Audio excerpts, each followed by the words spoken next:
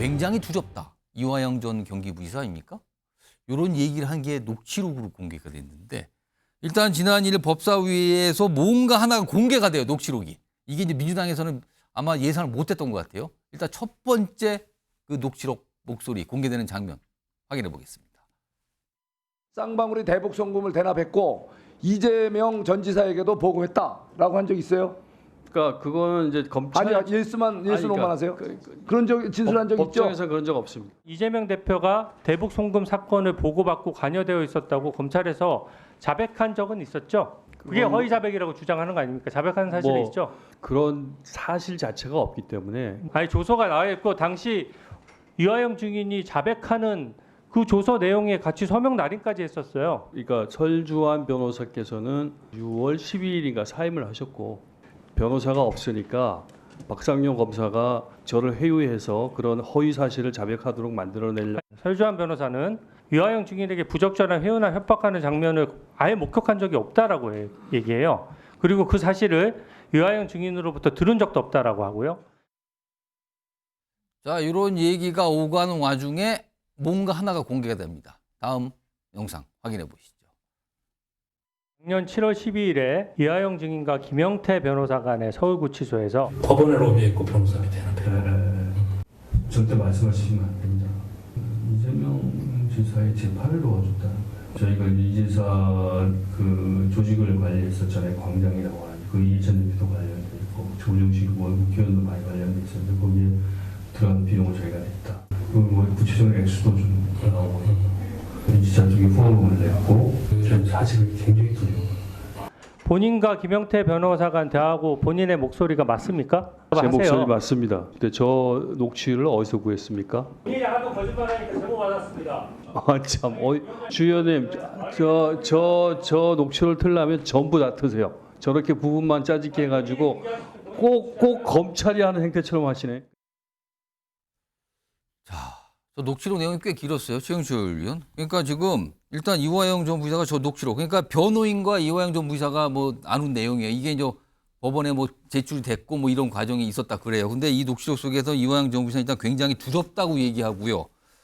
그 다음에 뭔가 정치 자금과 같은 이런 내용도 좀 나오고요. 뭐 여러 가지 섞여 있어요. 근데 이걸 좀 여당에서는 굉장히 좀 야 이거 뭔가 있다라고 지금 굉장히 압박을 하고 있거든요. 이거 어떻게 들으셨습니까? 김성태 쌍방울 전 회장이 대북 송금 사건에 관여된 것 외에 예. 그리고 상당의 금품을 이재명 지금 현 더불어민주당 대표 측에 재판 과정에서 여러 변호사비 대납이나 이런 형태로 제공했을 가능성이 있다는 취지로 말을 한 것 같습니다. 이화영 지금 전 평화부지사가.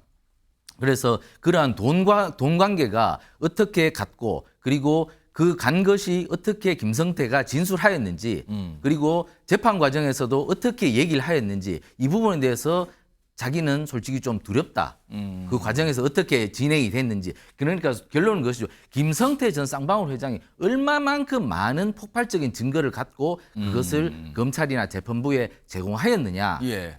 이것이 자신은 지금 알기가 어렵고 그것을 알기가 어려우니 매우 두렵고 불안하다. 이런 취지로 얘기를 한 것이죠. 그러니 이미 자신은 9년 6개월을 1심에서 선고받았으니 예. 괜찮은데 지금 이 불똥이 이재명 더불어민주당 대표에게 옮겨간다면 굉장히 이것은 폭발성이 크다. 이런 취지로 진술한 것 같은데 오히려 민주당은 이번 청문회에서 이화영 전 평화부지사를 변호하려고 예. 이렇게 취지로 이렇게 수감 중인 피고인을 전격적으로 국회에 소환하는 그런 아주 희한한 일까지 저질렀으면서도 결국에 소기의 목적을 달성하지 못하고 오히려 이재명 더불어민주당 대표에게 새로운 또 여러 가지 의혹이 전가되는 그러한 역효과를 부른 것이 아닌가 저는 이렇게 생각합니다.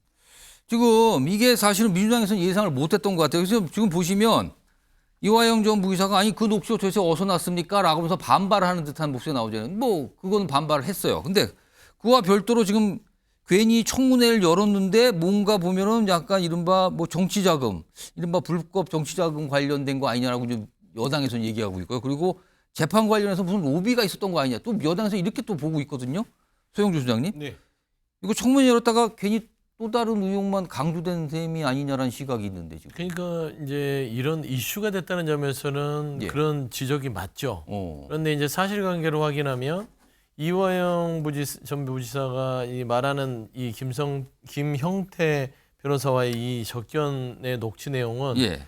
이게 검찰이 당시에 이화영 전 부지사가 검찰에서 처음에 자백 부분을 했다고 검찰이 하는 부분들이 말을 바꿨잖아요. 6월 30일 정도에 말을 바꿨을 땐 이게 검찰의 회부의 협박이 있었다라는 것이고 검찰은 당시에 이게 민주당과 이화영 전 부지사의 배우자의 뭐 강압에 있어서 진술을 바꿨다는 어떤 검찰의 주장을 반박하기 위해서 7월 12일 날 본인의 변호사인 김형태 변호사와 얘기한 걸 녹음한 내용을 검찰이 제출한 이 녹취입니다. 예. 근데 여기에서 어떤 뭐 양심 고백을 하거나 그럴 이유는 없어요.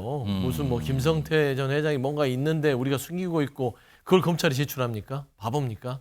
그게 아니라 이화영 전 부지사가 얘기했더니 지금 주진우 의원도 그렇고 이 대목만 딱 떼서 뭔가 김성태 이 전 회장 자체가 뭔가를 안다. 이재명 대표에게 변호사비를 대담하고 뭔가 재판에 로비했다라는 것처럼 들릴 수 있으나 전체 맥락을 보면 김성태라는 사람이 검찰에 이런 것도 아무 말 대잔치를 통해서 압박이 들어왔을 때는 치명적으로 다가설 수 있기 때문에 이 부분은 언급 안 하는 게 좋겠다라는 어떤 얘기를 하는 것이에요. 그래서 이게 사실이라고 고백하는 게 아니라 김성태 전 회장이 검찰과 지금 이미 예. 뭔가의 진술에 대한 어떤 그 거래가 있었기 때문에 이재명 대표를 해하기 위한 진술들을 할 수 있기 때문에 이 변호사비 대납 부분들은 언급하지 말자.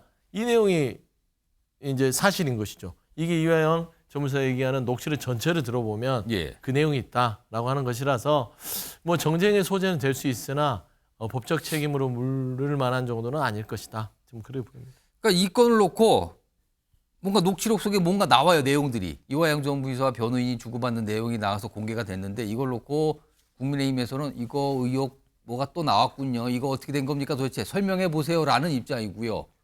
민주당에서는 주로 아니 그 녹취록 법원에 낸 건데 이게 왜 거기가 있습니까? 이거 어떻게 구했어요? 설명해 보세요. 약간 이렇게 가고 있습니다. 이런 상황에서 다음 화면 좀 볼까요? 이재명 대표가 뭔가 재판부를 좀 바꿔달라는 요청을 했다 그러네요.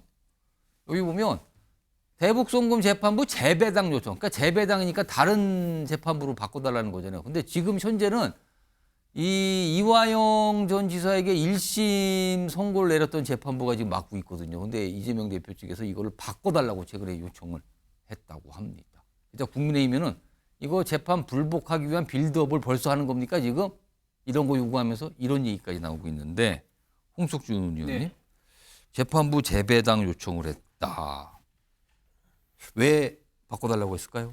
예, 저는 두 가지 목적이 있다고 봅니다. 첫 번째는 지금 이재명 대표의 그 지금 현재 전담 판사가 이화영 전 부지사 그 전에 1심에서 9년 6개월을 이제 선고한 판사이기 때문에 이 내용에 대해서 너무너무 내용을 잘 알고 있는 거죠. 잘 알고 있으면은 이 관련된 재판이니까 좀 더 속도감 있게 처리할 수 있을까요? 예, 그렇습니다. 그래서 이재명 대표의 이 대북 송금 관련된 재판이 일단은 유모제에서는 사실은 굉장히 현재 불리한 어떤 그런 구도로 돼 있으니 일단은 시기를 좀 최대한 지연해 보자 이런 어떤 목적이 제가 봤을 때는 가장 큰 거고 두 번째는 설사 이런 어떤 재배당 요구가 받아지든 받아지지 않더라도 일단은 이 재판부에 대한 어떤 불신 이런 것을 국민들에게 좀 신겨주기 위한 그런 어떤 목적이 있지 않나. 재배당 요청을 했다. 그럼 이 재판부는 적합하지 않다. 이런 걸 강조하기 위한 거다. 그렇습니다. 그런데 이미 그 이재명 대표 측에서 그 이전에 이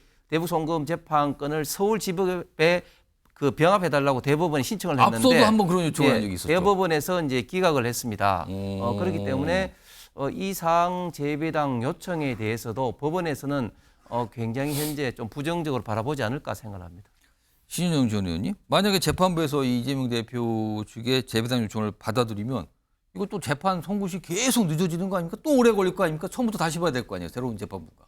근데 아마 지연이 될 수 있는 요소들이 분명히 있지만 그런 의도로 신청을 했다라고 믿고 싶지는 않고요. 예. 다만 지금 이런 선거법이나 여러 가지의 이재명 대표에 대한 재판은 여러 채널로 빨리 진행해라라는 압박이 들어오고 있는 걸로 알고 있습니다. 너무 지연되고 있다. 정치권도 그렇고 사실은 뭐 법조계도 그렇고 예. 우리가 판사로 여러 가지 이유로 인해서 팩터 때문에 재판이 지연되는 사건에 대해서는 빨리 해야 된다라는 좀 사회적 분위기가 있는 만큼 이 뭐 요청으로 인해서 예. 뭐 크게 지연될 만한 그런 계기가 되지는 않을 것 같다는 생각도 듭니다. 시간이 한 1분 정도 남았는데 요거 제가 최경철 의원과 소영주 소장님께도 한 40여 초 시간 드릴게요. 우선 소영주 소장님은 이거 네. 재배당 요청 이거 진짜 이유 어디 있다고 판단될까요? 일단은 뭐 이화영 전 무지사에 대해서 그 선고를 내렸던 판사 자체가 일단 선입견을 갖고 있다는 것이죠. 기본적으로 사건을 알고는 있으나 예. 말하자면은 이 재판에 임하는 이재명 대표 입장에서는 선입견이 가진 재판부가 가봤자 뻔한 결과 아니겠어요? 그러면 새로운 사실에 새로운 시각으로 재판을 받아보는 게 방어권 차원에서는 맞다라는 차원에서 할 수 있는 거를 다 해보겠다는 취지지. 뭐 야당 대표랑 뭐가 마음대로 사법부가 그걸 배려를 해주겠습니까? 최경철 의원은 어떻게 보세요?